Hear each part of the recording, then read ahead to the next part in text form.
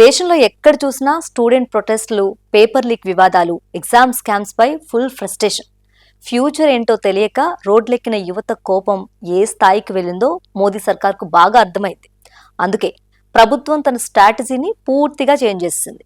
Students లో పెరుగుతున్న ఆవేశాన్ని తగ్గిస్తూ వాళ్ళను తమ వైపు తిప్పుకోవటానికి స్వయంగా ప్రైమ్ మినిస్టర్ నరేంద్ర మోదీ రంగంలోకి దిగారు. ఖేలో ఇండియా డైలాగ్ పేరుతో దేశవ్యాప్తంగా ఉన్న young generation, gen Z and first time ఓటేయబోయే యూత్ తో డైరెక్ట్ ఇంటరాక్షన్ కి పెద్ద ప్లాన్ సెట్ చేశారు.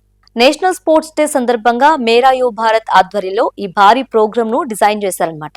ప్రతి డిస్ట్రిక్ట్ నుంచి కనీసం 2 కాలేజీలకు చెందిన స్టూడెంట్స్ వీడియో కాన్ఫరెన్స్ ద్వారా నేరుగా పీఎం మోదీతో మాట్లాడే ప్లాన్ చేశారు.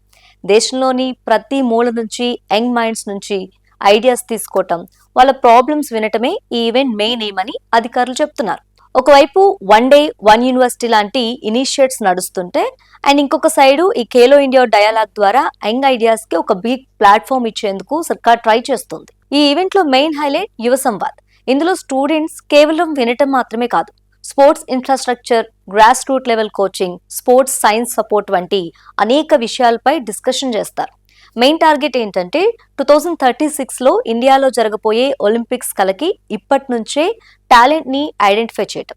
స్పోర్ట్స్ మాత్రమే కాదు, యూత్ లీడర్షిప్, గవర్నెన్స్, సోషల్ రెస్పాన్సిబిలిటీల అండ్ వాలంటీరిజం పై కూడా హెవీగా డిస్కషన్స్ జరగబోతున్నాయి. మరో ఇంపార్టెంట్ పాయింట్ ఏంటంటే డ్రగ్స్ అండ్ సబ్స్టాన్సెస్ అబ్యూస్ పై ఫైట్ అన్నమాట.